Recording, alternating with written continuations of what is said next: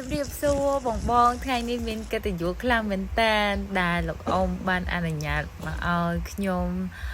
ចូលមកលេងសួនរបស់លោកអ៊ំសូមគោរពអរគុណលោកអ៊ំខ្លាំងមែនតើខ្ញុំសែនស្រឡាញ់ណាស់បងអើយហើយលោកអ៊ំក៏ដាំច្រើនខ្លាំងមែនតើហ្មងឡើងរាប់ម៉ឺនផើងអូយខ្ញុំមើលហើយឡើងអូយខ្ញុំនិយាយទៅឡើងស្ងោចសរសើរលោកអ៊ំថានៅស្រុកខ្មែរយើងមានគាត់ជើងចាស់បងរៀនច្បងដាំបានច្រើនផើងហើយ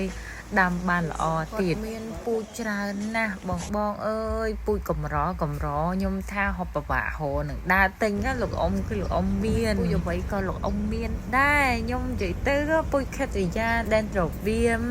វ៉ាន់ដាអូនិយាយទៅច្រើនខ្លាំងបងអើយពូជព្រៃពូជកាត់អីគឺមានសពគ្រប់ហ្មងគាត់បានមានប្រសាសន៍ថាគាត់ឥឡូវគាត់អាយុរៀងច្រើនហើយពីមុនគាត់ដាំច្រើនជាងនឹងទៀតហើយខ្ញុំណែអូយខ្ញុំដាំផ្កាឡើង10ឆ្នាំហើយអត់ដែលដឹងថាលោកអ៊ំមានអ្នកនៅស្រុកខ្មែរយើងដាំបានច្រើនចឹងសោះគោរពអរគុណដល់លោកអ៊ំ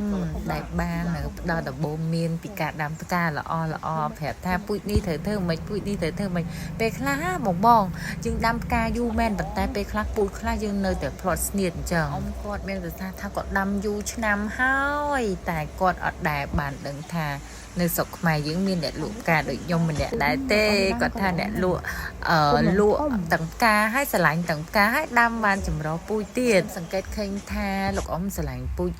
ហ្វាឡាច្រើនជាងគេខ្ញុំឃើញគាត់ដាំពូជហ្វាឡាច្រើនខ្លាំងមែនតើសម្រាប់ខ្ញុំគិតថាពូជនឹងរៀងពិបាកដាំតែបើសម្រាប់លោកអ៊ំថាពូជហ្វាឡាក៏ស្រួលដាំពូជកេសរក៏ស្បែកជើងទេវតាគាត់ស្រួលដាំវិញអញ្ចឹងគឺបញ្ជាក់ពីខ្ញុំដាច់ស្លាតែម្ដងអរគុណលោកអ៊ំម្ដងហើយម្ដងទៀតដែល